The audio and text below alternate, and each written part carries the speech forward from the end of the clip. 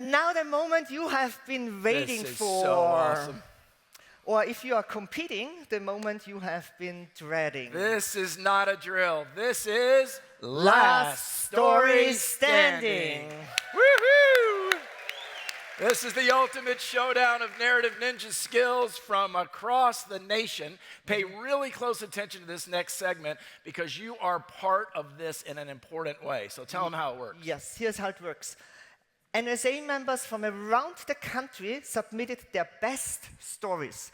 We had over 300 contestants from 27 chapters who entered into the competition. And here they are, the final 3.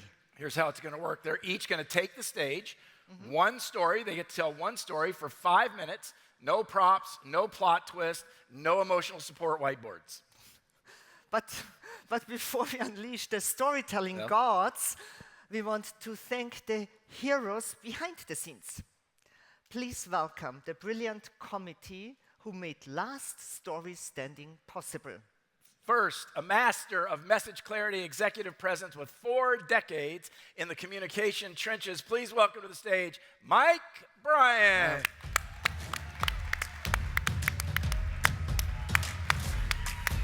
Now, a Hall of Fame speaker, former NSA president, Cavett Award recipient, and the gold standard in presentation coaching, CSP CPAE Patricia Fripp.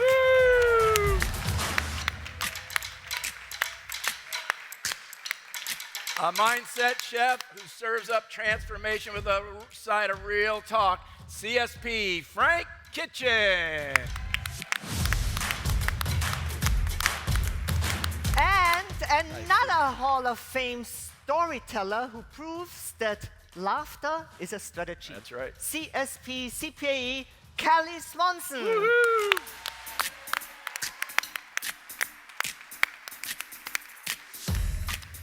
This dynamic committee is here to provide us with fun and laughter and a little bit of feedback for each contestant. But remember, these are not the judges. You're the judges. Are you ready?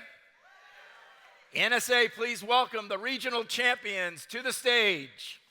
Representing the Oregon chapter, Stefano Iaboni. Nice. Brought their own fans. And representing the Kentucky chapter, Maggie Harlow. And lastly, representing the New York City chapter, Michelle Hutchings-Medina. That's right. That's awesome. All right, champions, just a few rules to keep you up to speed. You have 5 minutes from your first word to the end. The speaker timer will start the second you start talking. If you go over your 5 minutes, the music will cue you down, and we will be yanking you off the stage subtly. If you go over, you will be disqualified. Yes, and remember, no hats, no puppets, no props are allowed in telling your story, and you must stick to the same storyline you competed in the chapter and regional competitions. No plot twists and no surprising endings, okay? Do you agree with these rules? Yes. Good. NSA, are you ready? I mean, really ready? All right.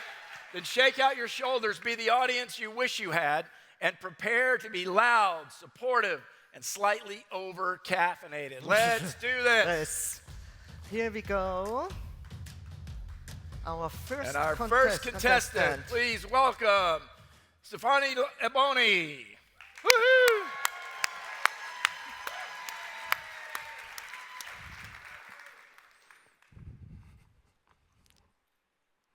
Life is never like a perfectly set table. Life is a messy feast, and it's important to take the time to sit down, enjoy the meal, no matter what gets spilled. Let me tell you about Mario, a 12-year-old boy growing up in Italy, where family gatherings are not just family gatherings. There are events. And this gathering is very important to Mario because for the first time in his life, is invited to sit at the adult table. Hey, do you remember what that felt like? That excitement and the pressure to prove you were ready? Everyone is there. The parents and the kids and the cousins and the uncles and the aunties and the neighbors and people that claim to be the neighbors. And of course, the queen, Nonna, Grandma. Sweet tomatoes and then fresh basil, extra virgin olive oil. The whole room smells like happiness.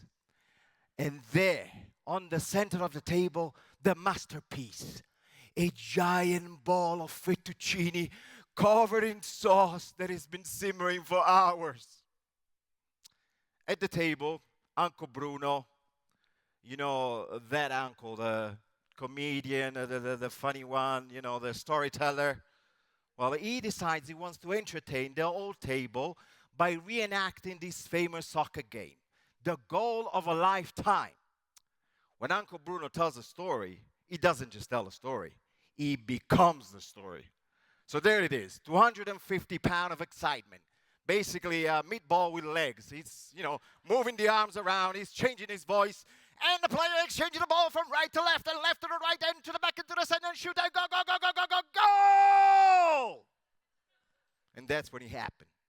His elbow landed so hard right on the corner of the table, the impact catapulted the bowl of fettuccine up in the air, straight into the boy's lap. The whole room went silent. And suddenly, an explosion of laughter. The cousins are howling on one side and the kids are whizzing on the other. Uncle Bruno is rolling on the floor. Even Nonna is trying to hide her giggles behind her napkins. And Mario, the poor boy, frozen, eyes wide open, sauce dripping, clothes completely ruined. His 12-year-old mind can only process one thing. This is how my life ends. And that's when Nonna tries to clean him up and says, Se la vita ti tira le fettuccine, mangiale. If life throws fettuccine at you, eat it. Now, when I first heard that, that didn't make any sense to me. But later I understood.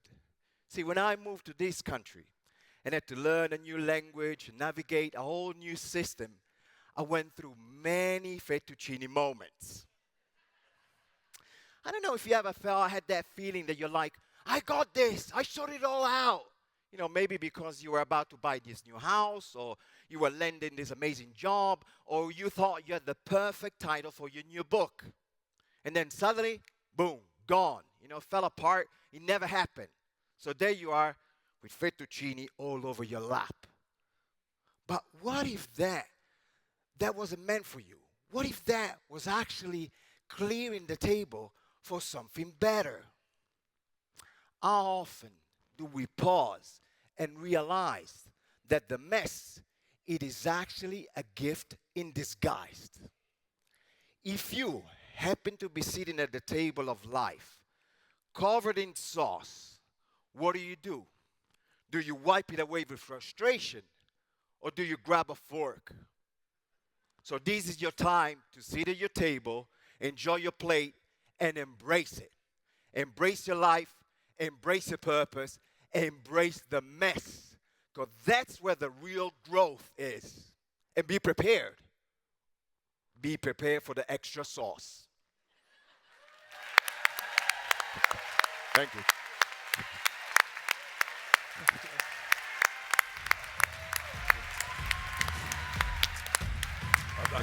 Wow. Thank you. Mike, let's start with you.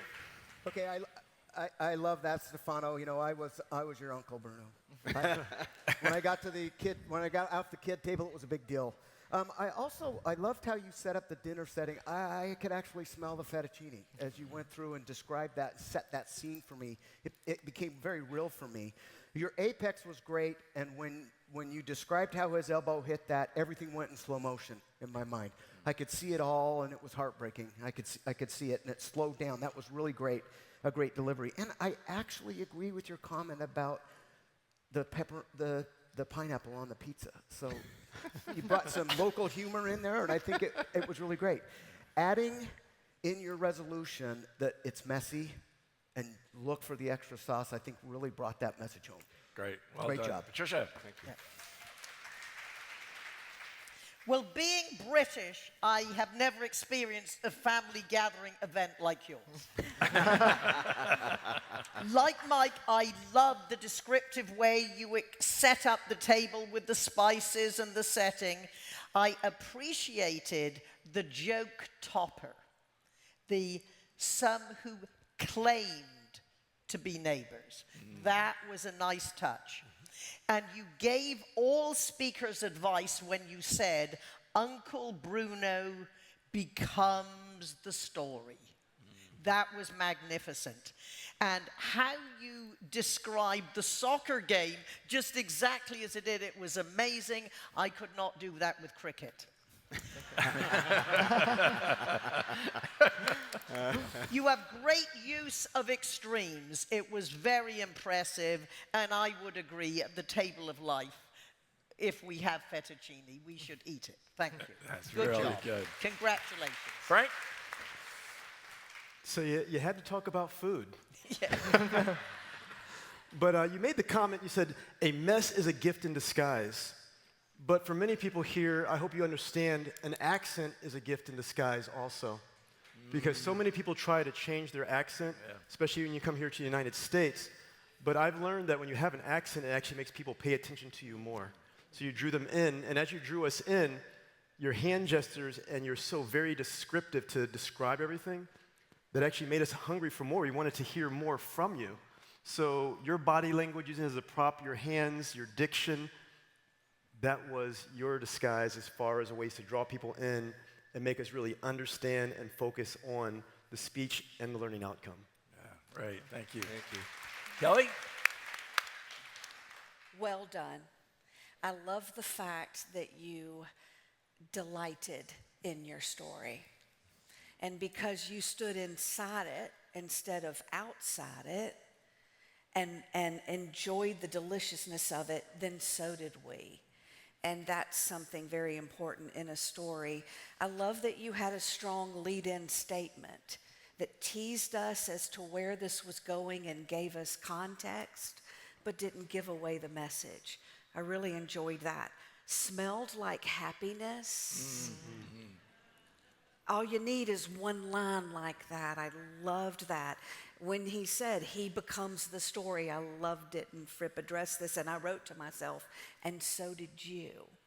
You became the story in front of us. Loved your use of silent moments. You let that pause hang in the air despite the timer. And lastly, the mini fettuccine moments. You took that word that you can now run with in the rest of the speech, or your audience can run with, or you can give out fettuccine noodles in the back with your promo on them, and that's gold. Nice. Yep. When you can lift something like that. Thank you for letting us delight in your story. That's great. Thank you. Thank you. So let's see who is next. Oh. Go.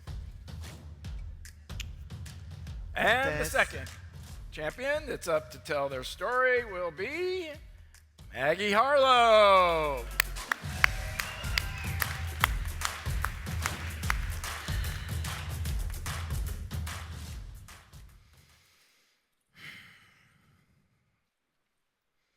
My grandmother, Madeline, peered through her living room curtains to find her husband, Bill, standing in their driveway, having just gotten home from work. He was talking to their neighbor, Mrs. Rogers, and my grandmother couldn't help but notice a look of pleasure on his face and a big smile. And she resolved, tonight is the night I'm going to confront my husband, Bill. My grandparents were magical. When we would visit, the first thing me and my siblings would do would be to run to the backyard and find the cookie tree. The cookie tree was a particular tree in their backyard, and it had this unique bark that would peel away from the trunk, exposing perfectly formed cookies for us to harvest. I confess it was a big disappointment when I learned that cookies don't grow on trees. My grandfather died when I was only 6 years old, but he remains vivid in me because of stories told by family and friends who loved him. And he was beloved for his generosity, for his sparkling wit, and for an irresistible charisma. My mother, Kathleen, was the second of 7 children they raised in that Detroit neighborhood with the brick bungalows and the leafy trees overhead. And right next door lived that notorious Mrs. Rogers. Now, when I say notorious, I mean notorious. She wasn't notorious because of her sour milk expression. You kids are too noisy. And she wasn't notorious because of her cruel streak. You see, if a ball or toy landed in her yard, well, I guess it's mine now, she would taunt the children. No, her reputation was cemented one sunny summer day when a brand new basketball had an unlucky bounce and landed on her side of the fence. The neighborhood children gathered at the fence, mourning their loss. But my mother screwed up the courage to climb that fence. The children watched, and as her leg went over the top of the fence, the back door of Mrs. Rogers' house burst open, and she appeared, eyes blazing. And she said, "You kids, if you come over that fence, I will shoot you." The children scattered like seeds in the wind, and that story was retold city block by city block for years to come.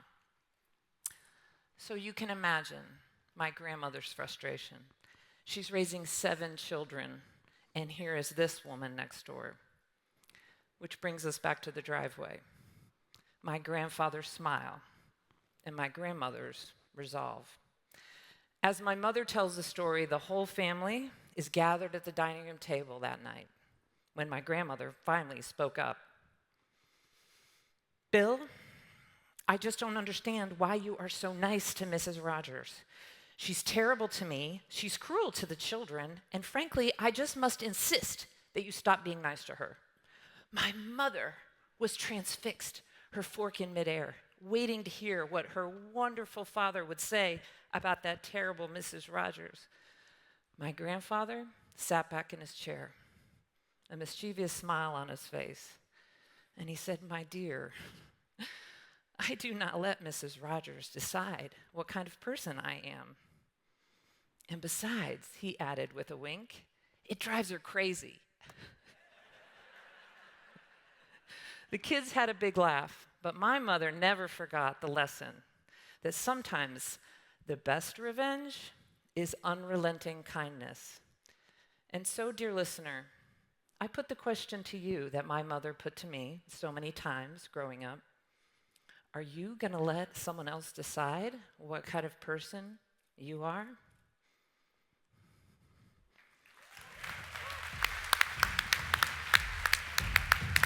Take it out. Around.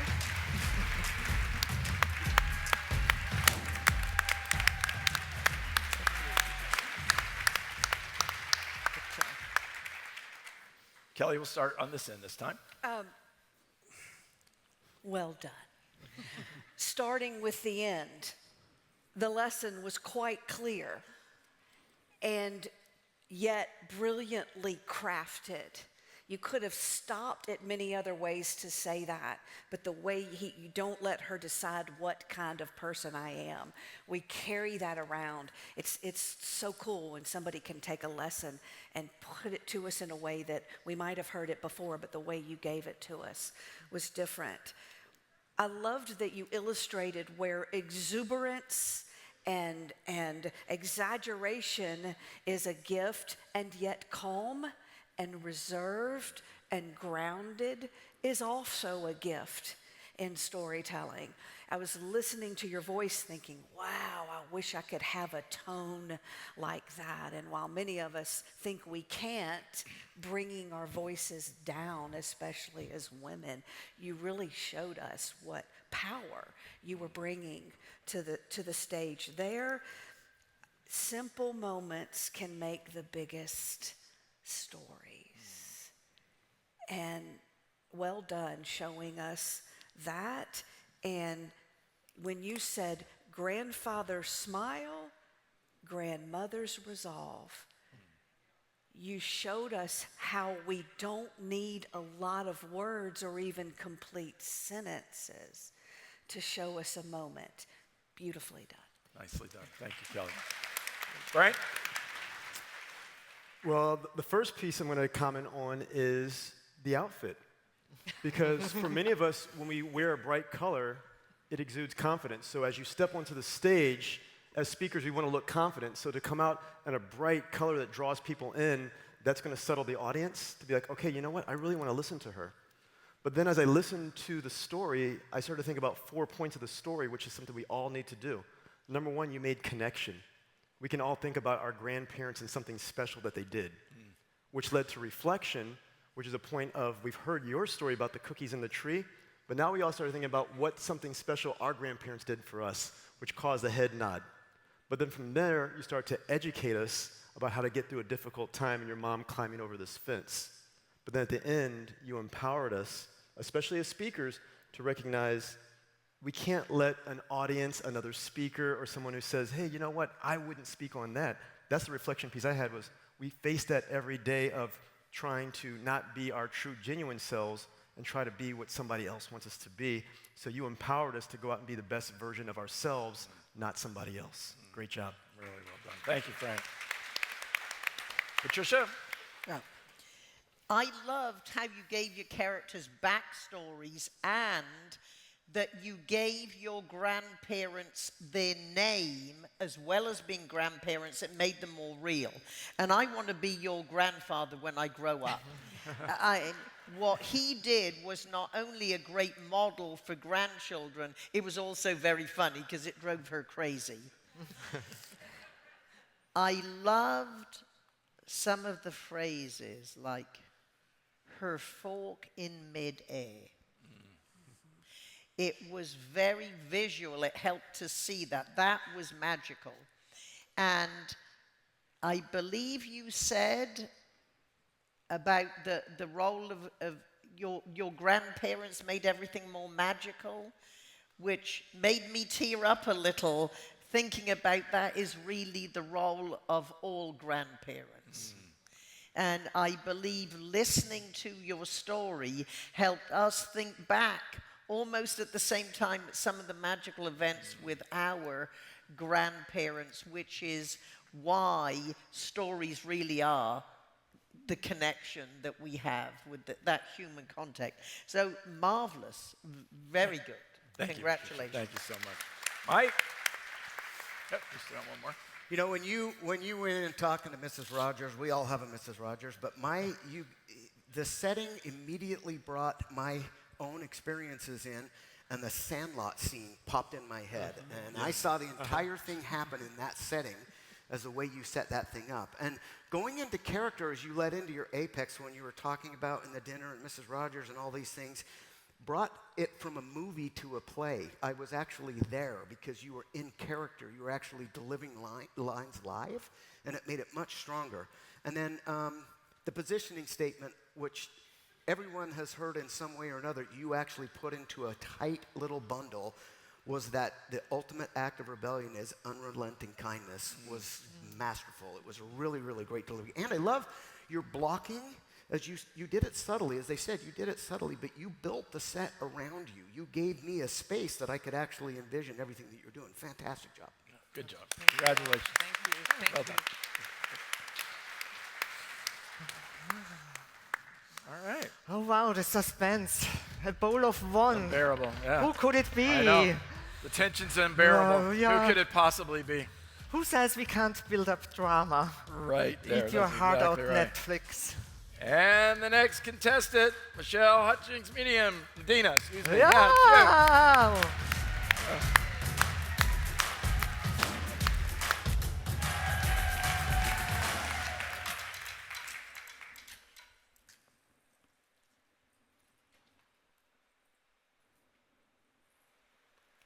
Who did you admire growing up? For me, it was my big sister, Pam. She was like magic. She could bring the drama. She could sing a disco tune like she was born on the dance floor of Studio 54. And she could take a Philadelphia alley and turn it into her personal backstage. On our walks to school, she would duck into an alley and reemerge as someone completely different. Kind of like Diana Prince spinning into Wonder Woman.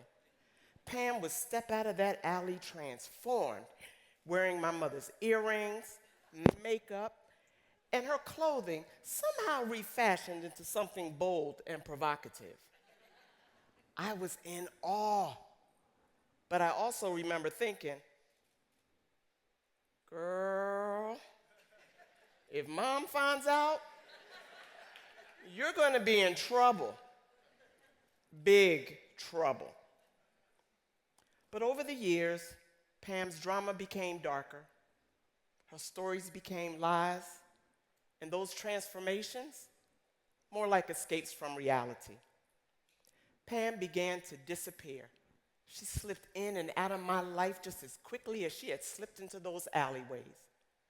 She wasn't there for my big milestones: college graduation, wedding, breast cancer. I just assumed she didn't care. But all that would change last summer when I walked through the double doors of an ICU. I hadn't seen my sister in 5 years. And when I laid eyes on her, my heart sank. Pam, my Wonder Woman, lay unconscious on a ventilator, weighing 69 pounds.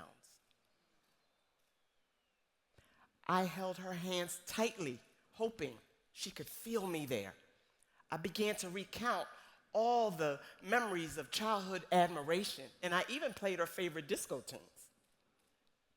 But as I sat at her bedside, I couldn't help but think about all the things I wished I had said. Hey, sister, how you be? Something seems a little off with us. Maybe it's me. Where do you go? Where does your mind wander? What lurks beneath or way out yonder? I miss you, girl. It's been a while since I heard you laugh or seen that gap-toothed smile. I've been struggling too, just in a different way. Let's get together to hear what the other has to say. That conversation would never take place.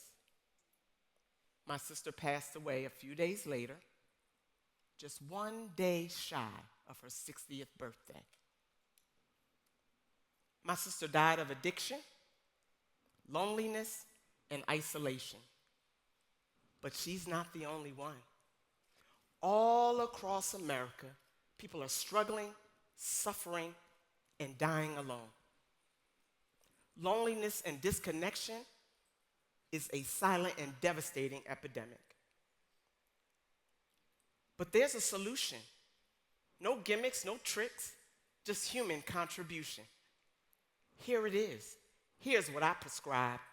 Go meet up with your peeps. Go gather your tribe. Offer an ear. Lend a helping hand. Vow to be the soft place for them to land. Because when the valleys come and another blow strikes, true connection will always win over the shallowness of likes. Connection is the remedy. If there is someone in your life that is further away,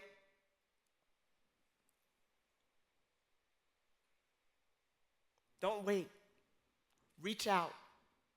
Make the call. Pick up the phone.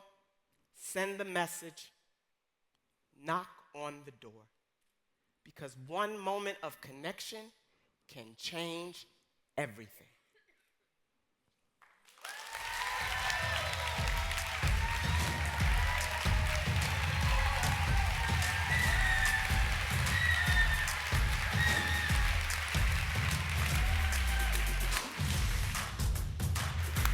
Right here.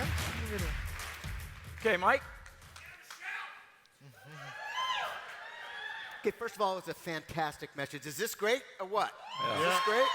My favorite. Your introduction about Pam was really interesting because I really felt like I knew her. The way that you came from your heart of describing her and the funny things she did, I could see that your relationship pretty quickly. It was really, really good. And your cadence was strong. You were able to bring the emotion in and out of the funny pieces and the sad pieces without overshadowing either of them too much. So you had a great balance of managing that rhythm of your presentation. The poems were a nice touch. You know, using a tool like that makes the message a little more sticky. So I think it was a fantastic job of bringing that message and helping us make it a little sticky. Great job. Patricia? Okay. I liked your callback, slipping in and out of your life like the costumes in the alley. Yeah. Great callback. And I loved your moves dancing at Studio 54. And what really made me tear up is the conversation that you never had. Yeah. And the poetry and how you delivered it was magical. And I appreciated the parallel structure that you put together. Make the call, pick up the phone, send the message, knock on the door. Great rhythm, and of course, connection is the remedy. It was wonderful. And anytime you make my eyes water and my toes tingle, you've got a winner. Nice job. Thank you, Patricia. Frank? Yep. You had the line that said, no gimmicks, no tricks. And for us as speakers, many times we try to be perfect in front of our audiences and we don't show our true selves and show our vulnerabilities. And you came up here and said, you know what, you proved it. Many times we try to say we have these highs, but we connect people more when we show the lows. And you lived your story on stage today. I mean, you transformed in front of us. Like you would show who you were and who your sister was. You stepped closer to further connect with us because you're saying connection is important. Well, as speakers, if we don't step closer to the audience, how can we truly connect? So you modeled that. But most importantly, when something was important, you slowed down. You spoke softer, and that drew us further in. So you're showing us how to truly make that connection. And then as my friend here said, and I've got to share this with us, and you'll probably get a clap for it, is we now know Pam. I mean, you honored her today with the speech. You shared a little bit of us, you know, her with us, and you made us all care about your sister Pam, and that's the greatest thing you can do. Great job. Kelly? First of all, I'm glad I'm not judging this contest. Yeah, right. Girl, you were not speaking your story, you were singing it with your entire body. And every word you used, you treated as a note, and it showed. You owned that opening moment. How bold to stand there and take that silence in the beginning. Not a wasted word. You took me in the hospital to the moment, and you didn't just tell me about it or try to pick emotions. You felt it again for me. And you took the time and the space to look at it, feel it, and respond to it in front of me. And that's key. And at the end, with a subtle shift of a word, you made the story about us and you. Every story is about you, it, and them. And you spun it to tell me what I need to take away and go do with this story, and perfectly embodied that the story was just not you standing inside your own, but showing me how you're using it in service to this audience. Very well done. Well done. Wow. Well done. And just like that, we have reached the end of the storytelling showdown. Huge thank you again Yeah, big to hand our for our fearless contestants. contestants. Also, thank you to the most fabulous committee here. Thank you very much for your Very input. nice. Yeah. Because it's a wrap on the competition, it's now your time to sweat. You're the judges now. The work here has been completed. No pressure. Just the future of NSA speakers' street cred on the line. Yes. So you do. We want you to cast your vote, please. We are, of course, bringing our storytellers back, along with the brave committee who wrangled and timed them down to milliseconds. Yes. So welcome them back to the stage, the Come committee on and our contestants. Big round of applause.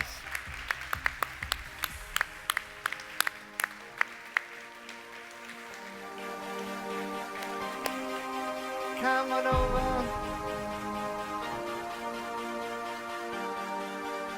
You can feel the tension building. You feel Yeah. it? I feel a little bit Y'all of can tension stand right here. here. It's right on that mark. You're in the middle. Oh, perfect. All right. So who has the ticket? How can we find out who it is? Wow. Oh, wow. This is very, very, very official. I feel like I work for, what is that company? H&R Block? What is it? Oh, and he pops it, too. Ooh. Wow. Oh, passive. I love this so much. I love the CSP, and I love Last Story Standing. So awesome. And me. And you, especially. Yes. So, I think we need a drum roll. A drum roll, yes. Do we that need a would be drum roll? Ladies and gentlemen, the winner of the 2025 Last Story Standing competition is... Should we go to commercial? No, I'm just taking in a moment. pause. Yes. Their stories were amazing. Michelle Hutchings-Medina! Hey.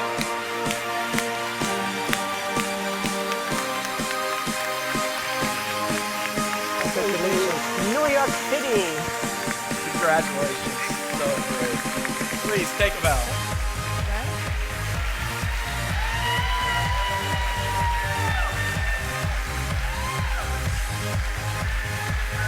Congratulations.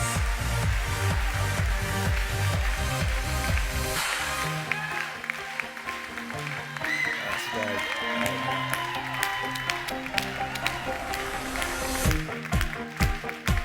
Now welcome forward our runners-up. Come on up. At NSA, everybody is a winner. Everybody is a winner here. Congratulations. Congratulations. Huge hand for our contestants.